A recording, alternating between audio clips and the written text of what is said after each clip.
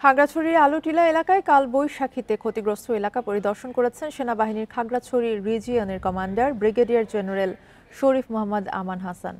সকালে ক্ষতিগ্রস্ত এলাকার ঘর এবং সরকারি বিদ্যালয় পরিদর্শন শেষে সেনাবাহিনীর পক্ষ থেকে বিদ্যালয় মেরামতের জন্য ঢেউটির নগদ অর্থ প্রদান করা হয়। বান্ডেল থাকলে প্রতি সেনমানিতে টাকা বাঁচবে। বিকাশ সেনমানি বান্ডেল কিনে জিতুন প্রতি লেনদেনে। এছাড়া ক্ষতিগ্রস্ত 46 পরিবারকে আর্থিক সহায়তা দিয়ে তাদের পাশে থাকার আশ্বাস দেন রিজন কমান্ডার। মঙ্গলবার সকালে কালবৈশাখীর আঘাতে আলুটিলা পুনর্বাসন পাড়া, 14 কর পাড়া এবং হৃদয় মেম্বার পাড়ার 46টি পরিবারের ঘর ও একটি সরকারি প্রাথমিক বিদ্যালয় ক্ষতিগ্রস্ত হয়।